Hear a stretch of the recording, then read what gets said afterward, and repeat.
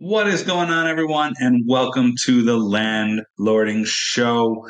I'm your host, Tim Harstead, and this is the show where you come to learn how to properly run and manage your investment properties, whether that's taking care of maintenance issues, taking care of the tax side of things. We're going to cover everything on this podcast throughout the different shows. And today I want to talk about growing your portfolio and using what I call the monopoly strategy. One of the most common strategies to grow your portfolio over the last 5 years has been the BRRRR strategy. Now, if you don't know what the BRRRR strategy is, it's buy a property, rehab it, rent it out, and then refinance it. When you take money out, then you can go buy another property and start over, right?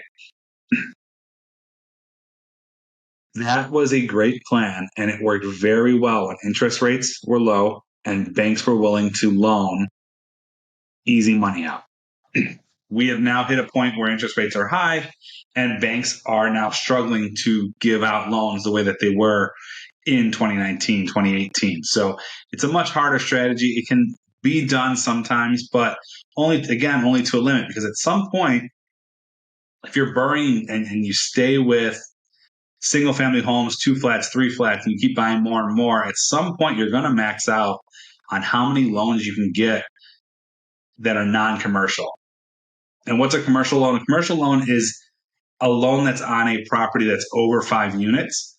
And those have some huge advantages because they don't count against your personal level in terms of how much money you can take out and how many properties you can have inside of a portfolio, because you can do different things with the loans because they're commercial properties. You can buy the properties based on the performance of the properties and not the performance of your W-2 job. So there's a lot of advantages to commercial properties, but it can be harder to get there when you're starting off because, let's face it, 5 units is going to be more expensive than buying a 2-unit building. It's just a matter of fact. So how do you get there? And this is where I want to talk about the monopoly strategy. This is something that, you guys ever play Monopoly, right? The goal is you buy a property, then you start to build houses on it. And so you're going to do the same thing here, right? You're going to save up some money, get as much of a down payment as you can, and then go get that single family house or that 2-flat, wherever, depending on where you're investing in and what you can find. So you're going to get that property, and then you may save up a little bit more of a down payment and start getting another property and another by saving the down payments. So you have 2 to 3 houses, and now at the point when the market when you start to have some equity in them, you can sell those properties and consolidate. And by consolidating, instead of having 3 houses that are miles apart, now you can go get a 5 or 6 unit building. And you do that another time. Now you have 2 6-unit buildings. And again, you can sell and consolidate. So this strategy, the one thing it does involve is being able to save up a down payment multiple times. So it's being able to save your money. And that's what's really going to expedite it, is getting that down payment ready so that you can buy another house. And then from there, once you have a couple of houses, you're going to be able to move on to the next step of buying that 6-flat. But here's something that's really cool. Let's say you only want to get a down payment once.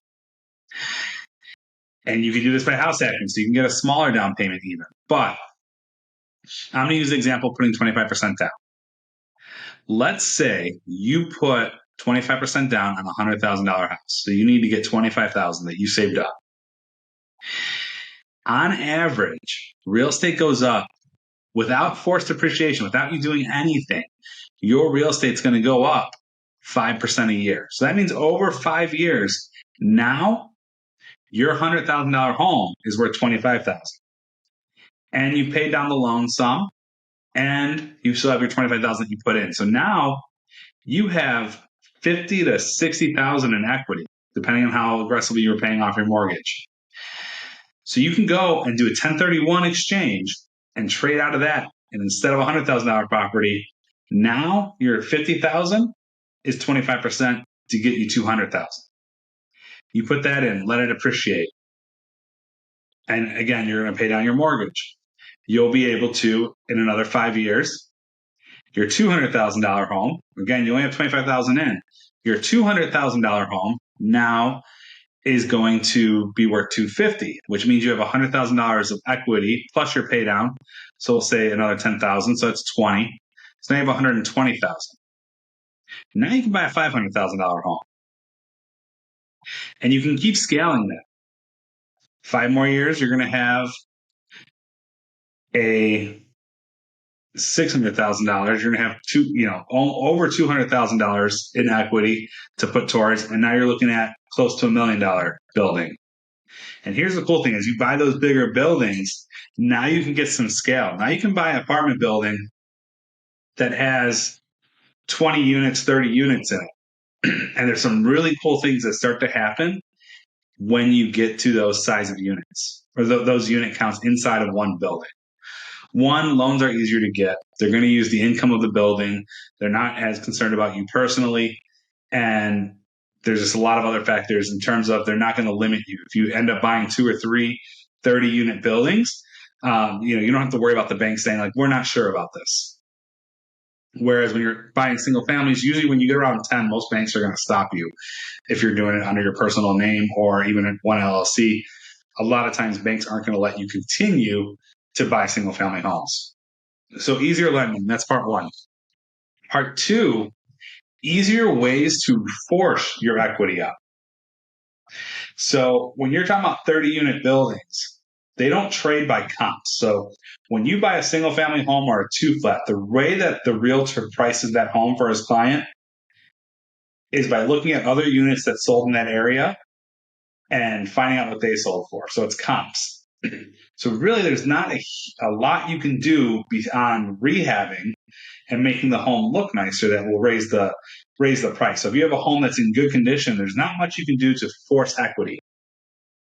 However, when you have a 20, 30, 40, 50, 60 unit building, forcing equity is easier because all you have to do is raise the rent, because those trade on cap rate.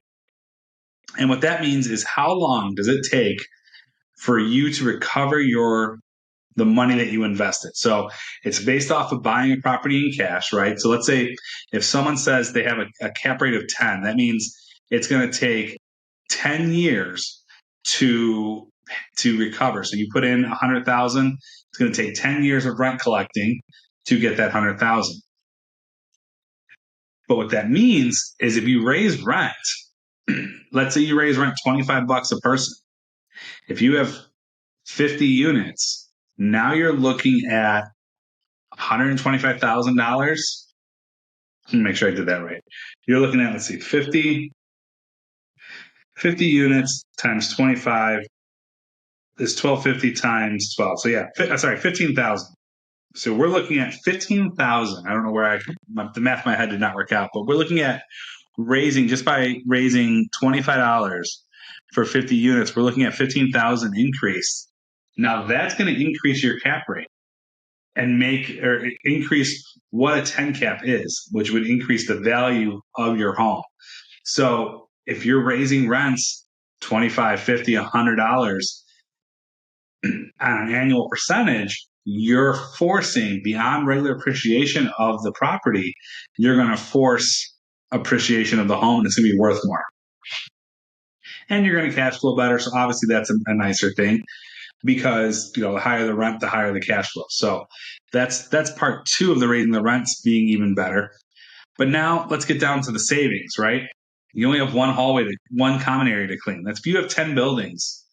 You might be you're paying a lot of it is just to get the person to drive out there and clean the property, or to mow the lawn or anything like that. Now, instead of, for lawn care, let's say it's $45 every 2 weeks, that's $450 for 10 houses. But if you have a 10-unit building, that might only be $45 or $60 for them to come, because again, a lot of these maintenance items, the majority of the fee isn't, when it comes to cleaning common areas, lawn care, the majority of the fee isn't actually to do with the work.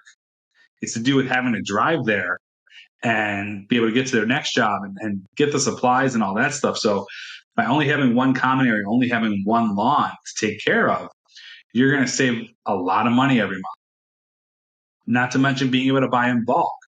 If you have a 10 unit building, a 30 unit building, a 50 unit building, and you make everything the same, now you can keep the faucets in stock. Now you can keep the your locks in stock. You probably have a storage place in the basement somewhere in a lot of these places that you can keep things in stock. And by having them in stock, you can buy in bulk. So for instance, we buy quick set locks. Generally, they're going to cost you 50 or 60 bucks at Home Depot. But we can get them for 35 because we can buy 100 at a time. So things like that, when you go in, if you're going to buy 20 faucets at a time, you're going to save money by buying in bulk. And when you have a building where everything is the same faucet, same doors, same doorknobs, all those things, you're going to be able to buy in bulk. You're going to be able to have some easily to make the repairs, and you're going to be able to prepare better. So you're going to save a lot of money too. So that's another reason why getting to, when it comes to the game monopoly, right? We think about, winning is getting those hotels on there.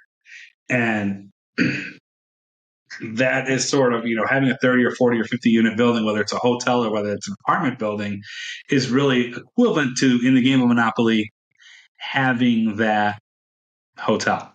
And that's when you're going to start to be able to collect the big dollars. You're going to start to charge more for rent because you can start to have amenities that you couldn't have. And one of the biggest things about having a bigger property is being able to run it more like a business than a job. So we've talked about this before. Obviously, I'm biased, but I highly recommend hiring a property management company, even if you only have 2 units or 1 unit, having someone there that can do the work for you so it's passive income. But let's say you don't want to do that and you are self-managing. When you get scale is when you can start to hire on-site management, and they can work for you. So you can hire someone to work at that building, and now less and less of the work is on you. So you can basically call and get updates once a week or once every day or however you want to operate your business, but you're not the one that has to drive from property to property. You're not spending your weekends, checking on all the properties, making sure they didn't blow over, making sure the tenants took out the trash. Everything is in one spot.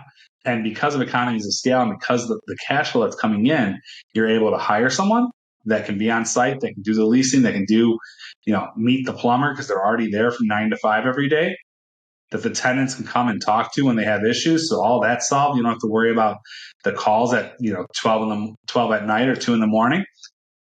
All that's solved by having bigger property. So a lot of the problems get solved by transitioning.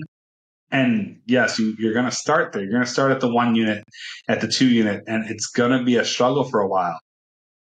If it wasn't a struggle, everyone would have rental properties. There probably wouldn't be any renters, but everyone would be rich. Everyone would have rental properties. Everyone would be living the dream life. So I think that a lot of people don't expect to have to work hard, but that's the farthest thing from the truth that you can have. So you got to work hard. You're going to struggle a little bit building this.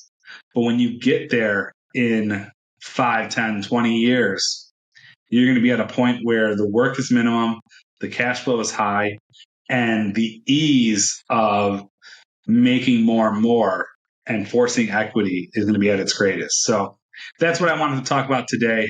Thanks for listening. Thanks for tuning in.